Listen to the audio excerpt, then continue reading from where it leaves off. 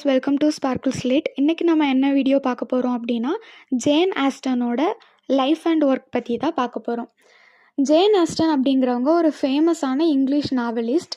இவங்க 1775 பிறந்து 1817 வரை வாழ்ந்திருக்காங்க.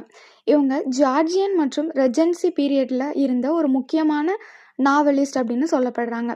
ஜேன் ஆஸ்டன்ஸோட நாவல்ஸில் love, marriage, family, social class, money, விமனோட பொசிஷன் நம்மளோட சொசைட்டியில் எப்படி இருந்திருக்கு அப்படிங்கிற மாதிரியான விஷயங்கள் பற்றின நியூஸஸ் எல்லாமே அதிகமாக இடம் பெற்றிருக்கோம் அப்படின்னு சொல்கிறாங்க. இவங்களோட ஒர்க் எல்லாத்துலேயுமே இவங்க ஐரணி, விட், ஹியூமர், ரியலிசம் இந்த மாதிரியான விஷயங்கள் எல்லாமே யூஸ் பண்ணியிருப்பாங்களாம். இந்த மாதிரியான விஷயங்கள் எல்லாமே இவங்களோட ரைட்டிங்கோட முக்கியமான கேரக்டரிஸ்டிக்ஸ் அப்படின்னு சொல்கிறாங்க. ஜேன் ஆஸ்டன் 16 டிசம்பர் 1775 ஹாம்ப்ஷயர் அப்படிங்கிற இடத்துல இருக்கிற ஸ்டீவன்டன் அப்படிங்கிற ஒரு பிளேஸில் பிறந்திருக்காங்க. இவங்களோட அப்பா பேர் என்னன்னா ரெவரண்ட் ஜார்ஜ் ஆஸ்டன். இவங்களோட அம்மா பெயர் காசன்ட்ரா லே. ஜேன் ஆஸ்டன் அவங்களோட வீட்டில் மொத்தம் 8 குழந்தைங்களாம். அந்த 8 குழந்தைங்களில் ஜேன் ஆஸ்டன் 7வது குழந்தையாம். ஜேன் ஆஸ்டன் அவங்களோட சிஸ்டரான காசன்ட்ரா ஆஸ்டன் கிட்ட ரொம்பவே க்ளோஸாக இருந்திருப்பாங்க. சின்ன வயசுல இருந்தே ரீடிங், ரைட்டிங் இந்த மாதிரியான விஷயங்கள் மீது ரொம்ப அதிகமான இன்ட்ரெஸ்ட் ஜேன் ஆஸ்டனுக்கு இருந்திருக்கும். ஜேன் ஆஸ்டனுக்கு சைல்ட்ஹுட்டில் இருந்தே இந்த மாதிரியான விஷயங்கள் மேலே ஆர்வம் இருந்ததுனால சின்ன வயசுல இருந்தே எழுதுறதுக்கு ஸ்டார்ட் பண்ணியிருப்பாங்க. இவங்களோட ஏர்லி பீரியடில் உள்ள ரைட்டிங்ஸ் எல்லாத்தையுமே ஜுவனலியா அப்படின்னு சொல்கிறாங்க. ஜேன் ஆஸ்டனோட ரைட்டிங்கில் விட், ஹியூமர், ஐரணி இது எல்லாமே தவிர்க்க முடியாதது. அவங்களோட எல்லா ரைட்டிங்லேயுமே இந்த மாதிரியான விஷயங்கள் எல்லாமே கண்டிப்பாக இடம் பிடிச்சிருக்கும் அப்படின்னு சொல்கிறாங்க. அதாவது சொசைட்டியை சிம்பிளாக கிரிட்டிசைஸ் பண்ணாமல் ஹியூமர் யூஸ் பண்ணி சொசைட்டியில் என்னென்ன ப்ராப்ளம்ஸ் இருக்குது அப்படிங்கிறத காட்டுவாங்க. ஜேன் ஆஸ்டனோட ரைட்டிங் டெவலப் ஆனதுக்கு ஒரு சில ஏர்லியர் நாவலிஸ்ட் இன்ஃப்ளூயன்ஸ் கொடுத்துருக்காங்க அப்படின்னு சொல்கிறாங்க.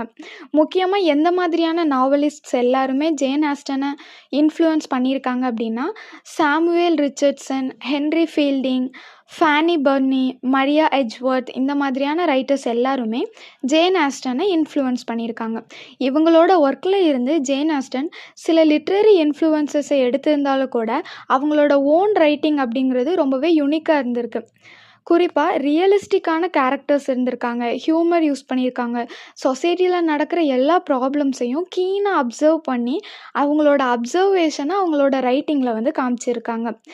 ஜேன் ஆஸ்டனோட நாவல்ஸில் தொடர்ந்து வரக்கூடிய சில இம்பார்ட்டண்ட்டான தீம்ஸ் என்னலாம் அப்படின்னா love and marriage, social class and money, இது கூடவே சேர்த்து ஃபேமிலி லைஃப்னால் எப்படி இருக்கும், ஒரு விமனோட பொசிஷன் அவங்களோட எரால எந்த மாதிரி இருந்திருக்கு, செல்ஃப் நாலேஜ், சோஷியல் மேனர்ஸ் இந்த மாதிரியான தீம்ஸ் எல்லாத்தையுமே ஜேன் ஆஸ்டன் அவங்களோட ரைட்டிங்கில் யூஸ் பண்ணியிருக்காங்க. அந்த காலத்தில் பொண்ணுங்களுக்கு இருந்த ஒரு டிஸ்கிரிமினேஷன் எப்படி இருந்திருக்கு, பொண்ணுங்க எந்த மாதிரி கஷ்டப்பட்டிருக்காங்க, எக்கனாமிக்கலாக பொண்ணுங்களுக்கு எந்த மாதிரியான லிமிட்டேஷன்ஸ் இருந்திருக்கு அப்படிங்கிறத ஜேன் ஆஸ்டன் அவங்களோட ஃபீமேல் கேரக்டர்ஸ் மூலமாக நமக்கு காமிக்கிறாங்க. ஜேன் ஆஸ்டனோட 6 மேஜர் நாவல்ஸ் இருக்குது. அது என்னலாம் அப்படின்னா சென்ஸ் அண்ட் சென்சிபிலிட்டி. இந்த சென்ஸ் அண்ட் சென்சிபிலிட்டி அப்படிங்கிற நாவல் ரொம்பவே ஃபேமஸான ஒரு நாவல். இதை தான் நம்மளோட சிலபஸ்லேயும் ப்ரெஸ்கிரைப் பண்ணியிருக்காங்க. இந்த சென்ஸ் அண்ட் சென்சிபிலிட்டி அப்படிங்கிற நாவல் 1811 பப்ளிஷ் ஆகிருக்கு. தென் ப்ரைட் அண்ட் ப்ரெஜுடிஸ், இது 1813 பப்ளிஷ் ஆகிருக்கு. மான்ஸ்ஃபீல்ட் பார்க், இந்த நாவல் 1814 பப்ளிஷ் ஆகிருக்கு. எம்மா 1815 பப்ளிஷ் ஆகிருக்கு. நார்தங்கர் அபே அப்படிங்கிற இந்த நாவல் 1817 பப்ளிஷ் ஆகிருக்கு. அதே 1817 பர்சுவேஷன் அப்படிங்கிற நாவல் பப்ளிஷ் ஆகிருக்கு. இந்த 6 நாவல்ஸ் தான் ஜேன் ஆஸ்டனோட மோஸ்ட் இம்பார்ட்டண்ட் கம்ப்ளீட்டட் நாவல்ஸ் அப்படின்னு சொல்கிறாங்க. அது என்ன கம்ப்ளீட்டட் நாவல்ஸ் அப்படின்னு நமக்கு தோணலாம். இந்த 6 நாவல்ஸையும் ஜேன் ஆஸ்டன் கம்ப்ளீட்டாக எழுதி முடிச்சிருக்காங்க. இதுக்கு அப்புறமும் 2 நாவல்ஸ் அவங்க எழுதியிருக்காங்க. பட் அதை பப்ளிஷ் பண்ணுறதுக்கு முன்னாடியே 1870 இறந்து போயிடுறாங்க. அந்த 2 நாவல் என்னலாம் அப்படின்னா லேடி சூசன் அப்படிங்கிற ஒரு நாவல். இது ஒரு இம்பார்ட்டண்ட்டான ஒர்க் அப்படின்னு சொல்லப்படுது. இது ஒரு எபிஸ்டோலரி நாவலா அப்படின்னு சொல்லப்படுது. அதே மாதிரி த வாட்சன்ஸ் அப்படிங்கிற நாவலும் சாண்டிடன் அப்படிங்கிற நாவலும் எழுதியிருக்காங்க. பட் இதை அன்ஃபினிஷ்டாகவே அவங்க வச்சுருந்துருக்காங்க. அவங்க அதை எழுதி முடிக்கிறதுக்கு முன்னாடியே இறந்துருக்காங்க. இதனால தான் முதல்ல சொன்ன 6 நாவலையும் கம்ப்ளீட்டட் நாவல்ஸ் அப்படின்னு சொல்கிறோம். மற்ற நாவல்ஸை அன்கம்ப்ளீட்டட் நாவல் அப்படின்னு சொல்கிறோம். ஜேன் ஆஸ்டனோட ரைட்டிங் ஸ்டைலை நம்ம பார்க்கும்போது நமக்கு இம்பார்ட்டண்ட்டான கேரக்டரிஸ்டிக்ஸ் வந்து கிடைக்கும். அதாவது ஃபஸ்ட்டு ஐரணி, அதுக்கப்புறம் wit and humour, then realism. Jane Austen அவங்களோட நாவல்ஸ் எல்லாத்துலேயுமே ரொம்பவே டீட்டெயிலான கேரக்டரைசேஷன் பண்ணியிருப்பாங்க.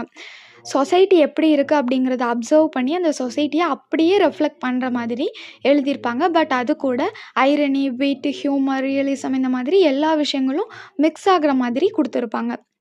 அவங்களோட நாவல்ஸ் எடுத்து நம்ம பார்த்தோம் அப்படின்னாலே அதில் ஆர்டினரியான சோஷியல் லைஃப்பை ரியலிஸ்டிக்காக போர்ட்ரேட் பண்ணியிருப்பாங்க. சொசைட்டியோட வீக்னஸை ஹியூமர் மூலமாக பாயிண்ட் அவுட் பண்ணி காமிச்சிருப்பாங்க. ஜேன் ஆஸ்டனோட நாவல்ஸ் நம்ம எடுத்து பார்த்தோம் அப்படின்னா அதில் விமனுக்கும் சரி சொசைட்டிக்கும் சரி ரொம்பவே முக்கியமான ஒரு பிளேஸ் வந்து கொடுத்துருப்பாங்க. அவங்களோட மெஜாரிட்டியான கான்டென்ட் வந்து இதை ஃபோக்கஸ் பண்ணுற மாதிரி தான் இருக்கும். அந்த காலத்தில் எந்த மாதிரி லிமிட்டடான சாய்ஸ் வந்து விமனுக்கு இருந்திருக்கு, விமனோட மேரேஜ் எக்ஸ்பெக்டேஷன்ஸ் எப்படி இருந்திருக்கு, அவங்களோட எக்கனாமிக் டிபெண்டன்ஸ் எப்படி இருந்திருக்கு, சொசைட்டியில் அவங்கள எப்படிலாம் ரெஸ்ட்ரிக்ட் பண்ணியிருக்காங்க அப்படிங்கிற மாதிரியான எல்லா விஷயங்களையுமே அவங்களோட நாவல் மூலமாக ஜேன் ஆஸ்டன் வந்து காமிச்சிருப்பாங்க. அவங்களோட காலகட்டத்தில் அவங்களோட ஃபீமேல் கேரக்டர்ஸ் எல்லாருமே ரொம்பவே இன்டெலிஜென்ட்டான கேரக்டராகவும் இண்டிபெண்ட்டான திங்கிங் கொண்ட ஒரு கேரக்டராகவும் இருந்திருப்பாங்க.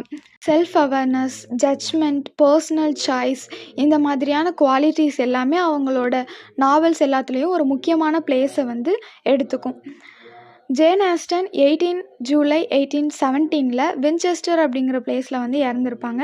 அவங்க இறந்தப்போ அவங்களுக்கு ஏஜ் என்ன அப்படின்னா 41. அவங்களோட வாழ்க்கையை நம்ம எடுத்து பார்த்தோம் அப்படின்னா கம்பேரிட்டிவ்லி அவங்களோட வாழ்க்கை வந்து ரொம்ப ஷார்ட்டாக இருந்தாலுமே அவங்க எழுதின நாவல்ஸ் வந்து இங்கிலீஷ் லிட்ரேச்சரில் வந்து ஒரு மிகப்பெரிய இடத்த வந்து பிடிச்சிருக்கு அப்படின்னா அது யாராலையுமே வந்து இல்லை அப்படிங்கிற மாதிரி சொல்ல முடியாது. அந்த அளவுக்கு ஒரு தாக்கத்தை ஜேன் ஆஸ்டன் வந்து க்ரியேட் பண்ணியிருக்காங்க. அதுலேயும் முக்கியமாக Pride and Prejudice, Sense and Sensibility, Emma இந்த மாதிரியான ஒர்க்ஸ் எல்லாமே நிறைய மக்களால் ரீட் பண்ணப்பட்டது, நிறைய மக்களால் பாராட்டப்பட்டது. இதனால தான் ஜேன் ஆஸ்டனை வந்து இங்கிலீஷ் லிட்ரேச்சரோட ஒரு மோஸ்ட் இம்பார்ட்டன்ட் நாவலிஸ்ட்டாக பார்க்குறோம். ஷார்ட்டாக சொல்லணும் அப்படின்னா in a world dominated by men's voices, Jane Austen's pen spoke boldly about women's minds, hearts and choices. That's all about Jane Austen's life and work. Next என்ன டாப்பிக்கில் video போடலாம் அப்படின்னு சொல்லிட்டு கமெண்ட்டில் சொல்லுங்கள். தேங்க்யூ ஃபார் வாட்சிங்.